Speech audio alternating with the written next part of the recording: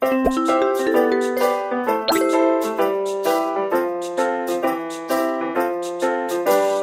the drop, now we need to make sure that we have our options out of the drop, which one of those would be our drop cross.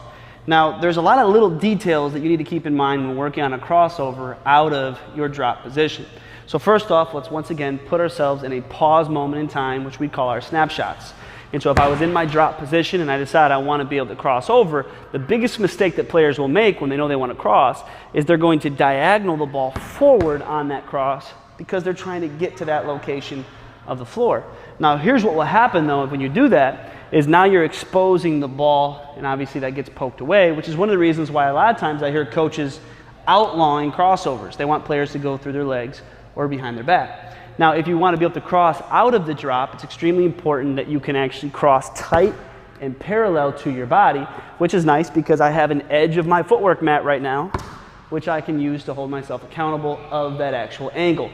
But let's actually get to why players will diagonal it, besides just trying to get someplace too early. The biggest key is their footwork timing is off. And so if I want to be able to get into my drop, and if I step first, now there's no space to actually cross the ball over. And so a lot of times the issue is that a player will step and then force themselves without them even knowing to diagonal that crossover. And so when you're working on your drop cross, make sure that you're working on the timing of the ball coming before the feet. The other thing that can help you with that is understand that if we're working on a step in, we don't have to step all the way in, and we certainly don't need to step farther. And so right now, I want to work on a step in, but I don't need to go farther than my original location.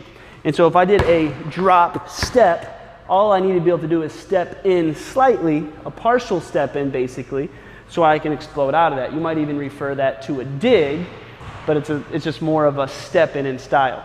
And so right now, if I was doing a drop cross, I want to be able to drop cross, keeping everything parallel to get into my speed stop right now.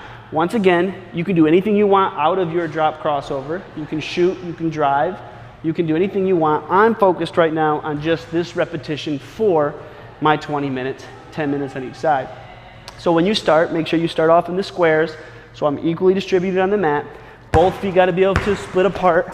I'm always getting into my drop first, and then I'm working on the technique of how I cross, making sure the cross is early, making sure that my step in is not going too far.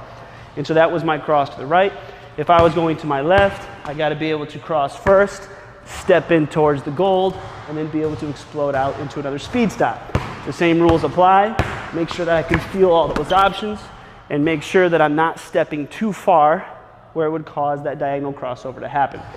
Once again, you've got 20 minutes to explore your drop crossover, to really master those techniques, and don't be afraid to use your eyes to study the ball, study the feet, and make sure that you're doing things correctly and realistic to the game.